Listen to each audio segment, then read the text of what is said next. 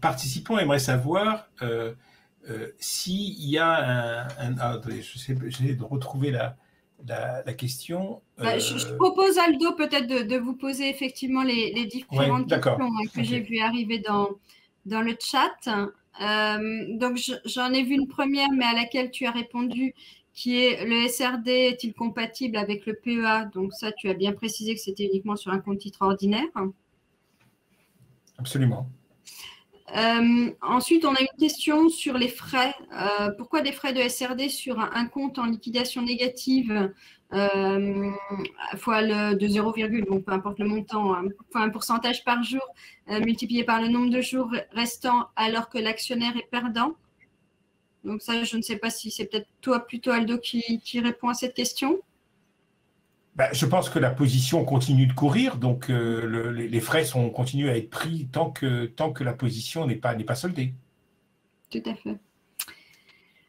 Ensuite, on a quelqu'un qui nous a dit que pour lui, donc c'était un pari, comme c'était le cas avec les options binaires, et qu'il faudrait mettre en garde les auditeurs sur ces, entre guillemets, pièges de la confiance en la boule de cristal. Alors, après, je ne sais pas, et je laisserai peut-être Marielle compléter, si on peut comparer le SRD et les options binaires. Effectivement, nous, on a constaté à l'AMF, alors maintenant, la commercialisation des options binaires sont interdites de toute façon en France depuis quelques années.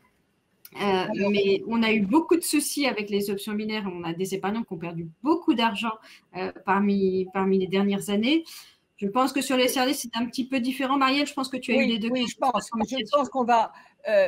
j'ai envie de dire, le SRD est risqué, mais je n'ai pas vu de fraude.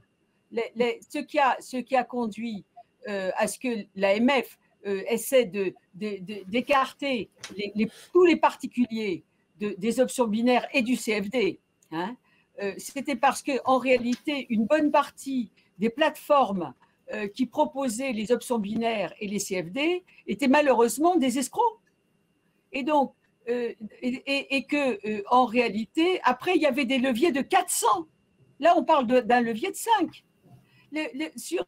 Moi, j'ai vu où les leviers de 400 étaient… ce qui s'est passé, c'est qu'effectivement, vu l'importance des dégâts et des pertes de plusieurs milliards par des investisseurs particuliers qui voyaient en quelques mois l'économie d'une vie partir et qui, eux, n'avaient pas voulu spéculer. Ils pensaient simplement croire les fariboles qu'envoyaient ces plateformes qui n'étaient même pas, qui ne pouvaient pas bénéficier. Donc, depuis août 2018, l'ESMA a interdit pour les particuliers. Alors moi, j'ai vu tout de suite arriver en médiation certaines plateformes qui ont dit à leurs clients: eh bien, vous n'avez qu'à vous déclarer professionnel. Bon, il y a eu des contournements, mais grosso modo, ce que l'on peut dire, c'est que ensuite, malheureusement, l'ESMA, qui est donc le superviseur européen, et donc au niveau de toute l'Union européenne, de ce qu'est l'AMF au niveau français, eh bien, n'a qu'un pouvoir provisoire. Et après une année, l'ESMA a dit maintenant, chaque régulateur revient. Bien sûr, l'AMF, comme les grands régulateurs nationaux, a repris exactement les mêmes interdictions que l'ESMA. Par contre, des petits pays comme Chypre, Malte, comme par hasard, n'ont pas repris vraiment. Donc, nous ne sommes pas dans le même univers. Donc, ce sont des titres qui sont au contraire régulés. Je n'ai pas vu de fraude dans le SRD. J'ai vu un système de spéculation qui peut faire gagner de l'argent pour des gens qui sont avertis et experts, qui peuvent aussi en perdre, mais où effectivement, ce n'est pas, donc je ne pense pas qu'il faille aller vers une interdiction à titre personnel, mais plutôt de prévenir, comme nous le faisons, de ce que les risques sont tels que si vous n'êtes pas un expert, n'y allez pas. Oui, voilà. Oui, il faut être… Marielle, je crois ce qu'il faut quand même préciser, c'est qu'il faut à la fois bien comprendre comment ça fonctionne, et il faut aussi avoir les poches suffisamment profondes pour couvrir sa position quand quand un apport de couverture et un appel de marge est fait. Donc, il ne suffit pas d'être expert, il faut aussi avoir les moyens d'éponger sa perte. Oui, tout à fait. Pour continuer à dire que ça n'a pas marché ce mois-ci, mais ça marchera peut-être le mois suivant. Alors, je me souviens à la Cour de cassation, on a eu un arrêt qu'on avait rendu où ce qu'avait fait la banque, c'est que pour aider son client à reconstituer la couverture, elle puisait dans son découvert en compte. Et en fait, au fil des mois, le client s'était retrouvé avec un débit extravagant, mais une couverture. Donc là, on a tout de même dit que c'était la responsabilité de la banque, qu'elle ne peut pas creuser un trou pour en combler un autre. Voilà. Alors, on a d'autres questions qui sont arrivées. Une question sur le nombre de reports à la fin du SRD. Est-ce que ce nombre de reports est limité? Non, tant qu'il reconstitue la couverture. Mais ça lui coûte chaque fois. Parce que, en fait, c'est un acheté-vendu, donc il y a aussi des frais d'arbitrage. Hein. Tout à fait. Le report, il reporte, mais il vend et il rachète. Donc ça coûte aussi. Alors, une autre question. On a quelqu'un qui dit qu'il voudrait savoir pourquoi sa banque lui passe un questionnaire une fois par an, puisqu'il dit que, sauf Alzheimer, ses connaissances, son expérience ne seront pas moindres un an plus tard. Parce que la banque a l'obligation de la mettre à jour régulièrement pour toute une série de raisons. Mais c'est vrai aussi que il était peut-être débutant et puis un an plus tard, il va découvrir des merveilles et il va peut-être devenir beaucoup plus averti. Hein. Il aura peut-être droit de jouer à d'autres produits auxquels il n'avait pas accès. Donc, j'ai plutôt vu, ou alors ça veut dire que la banque a été soumise à un contrôle et qu'on lui a dit ça fait trop longtemps que vous ne l'avez pas mis à jour. J'en sais rien.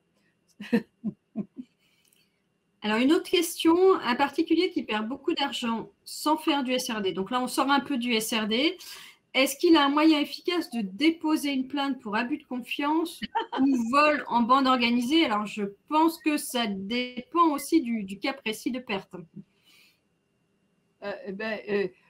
Cette personne utilise des termes pénaux et donc l'abus de confiance est une chose, c'est très particulier. Je ne vois pas en quoi le simple fait de perte suffit à qualifier ça d'abus de confiance, qui est une infraction pénale qui consiste à abuser de l'argent de quelqu'un à son profit.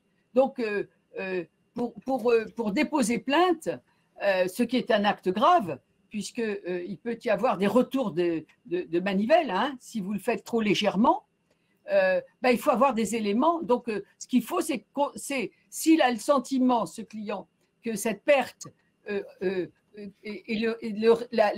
un élément, un indice de ce qu'il qualifie d'abus, c'est d'aller voir un avocat qui, je pense, lui expliquera, au vu des faits très précis, si des éléments, des indices graves et concordants sont suffisants pour pouvoir déposer utilement une plainte. Merci Marielle. On a 3 autres questions qui viennent d'arriver, donc je vous propose de prendre. Alors, la première est peut-être plus pour Aldo. Est-ce que les ETF sont éligibles au SRD? À ma connaissance, non. On est sur les actions. Les ETF ne font pas partie du SBF 120.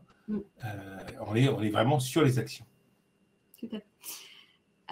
Une autre question sur la commission de report pour savoir si elle est libre ou réglementée et de quel ordre elle est en général.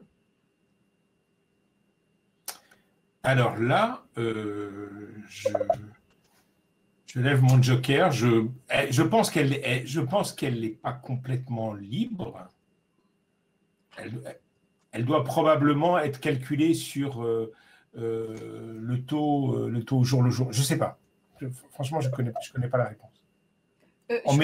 Le propre des tarifs bancaires, c'est de relever de la liberté, sauf si le législateur, comme il vient de le faire par exemple en matière de PEA, décide de plafonner. Mais c'est rarissime. C'est rarissime. Ensuite, un établissement peut expliquer le mécanisme qu'il utilise pour dire « et chez moi, ce sera en fonction de ».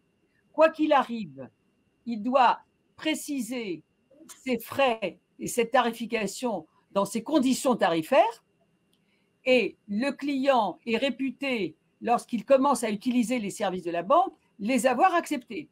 Et donc, le juge ne peut pas, sauf s'il était prouvé qu'il n'avait pas informé son client des conditions tarifaires, ce qui est vraiment assez rare, ou qu'il y ait une entente entre banques, ce qui est encore ce que je n'ai pas vu souvent, hein.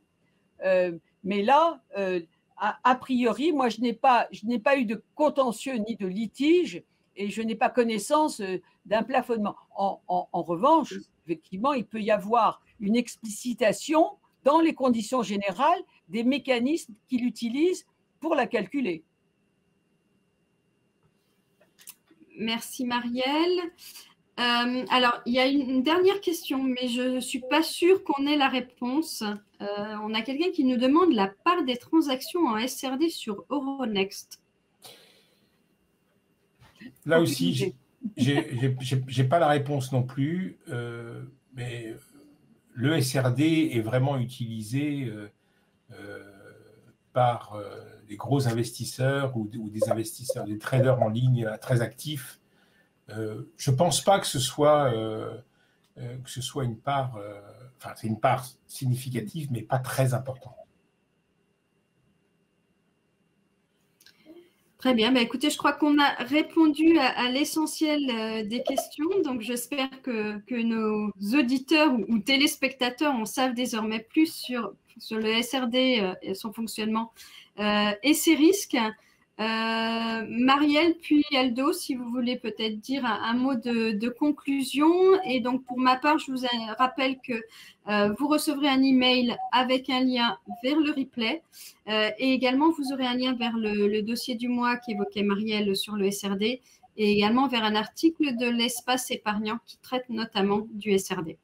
Marielle, peut-être un petit mot de conclusion? Non, vous l'avez compris, le SRD est un mécanisme sophistiqué, mais je répète tout de même, puisque je suis un service public gratuit, que si un jour vous avez tout de même un litige, mais attention, pour me saisir valablement, vous devez avoir préalablement contesté l'opération auprès de votre professionnel, et ce n'est que si sa réponse, et vous devez l'avoir fait par écrit, et ce n'est que si sa réponse ne vous satisfait pas ou qu'il ne répond pas pendant 2 mois, que vous pourrez aller sur le site de l'AMF, il y a un formulaire et me saisir. Et à ce moment-là, on regardera et on instruira votre dossier. Merci Marielle. Aldo? Alors, je voudrais juste répondre à une question qui a été posée sur le taux du prêt. Le taux du prêt, comme on le disait tout à l'heure, il varie d'un intermédiaire à l'autre, mais il est, d'ailleurs quelqu'un l'a indiqué plus bas dans les questions, il est de l'ordre de 0,020% par jour. Ce que je voudrais dire, c'est que c'est vrai que c'est séduisant le SRD. Je peux comprendre que certains veuillent profiter de cette possibilité de levier pour, surtout quand on n'a pas énormément de disponibilité, mais il faut faire très très attention, surtout dans le sens de la baisse. C'est un jeu très dangereux et il faut vraiment savoir clairement à quoi on a affaire voilà, c'était l'objet de cette réunion de vous avertir, de vous alerter plus sur les risques que de vous donner des outils techniques pour l'utiliser. Ce que je voudrais dire également, c'est qu'on a eu un certain nombre de questions qui nous ont été posées avant ce webinaire au moment de l'inscription, des questions qui ne concernaient pas vraiment le SRD. Donc, si vous voulez qu'on y réponde, vous pouvez nous les envoyer sur info@f2ic.fr et on vous répondra par écrit la semaine prochaine. Voilà. Merci beaucoup en tout cas de votre attention. Vous pourrez aussi trouver une partie des réponses aux questions que la F2IC m'a communiquées sur l'espace épargnant du site de l'AMF. Donc, n'hésitez pas à le consulter. Ah, juste quand même une petite réponse à une question. Oui, les clubs d'investissement peuvent avoir recours au SRD pour peu qu'ils aient dans les mêmes conditions qu'un particulier. Eh Voilà. bien, un grand merci Marielle, un grand merci Aldo Merci pour toutes ces explications. Je vois qu'on a beaucoup de remerciements aussi dans le chat. Il y a des gens qui ont trouvé que c'était très bien, très clair. Donc, merci aussi à tous les participants pour leur attention. Et donc, nous vous souhaitons une très bonne soirée et à bientôt pour un prochain webinaire de l'AMF. Au revoir Florence. Au revoir. Merci. Merci. Au revoir Aldo. Au revoir. Et au revoir à tout le monde.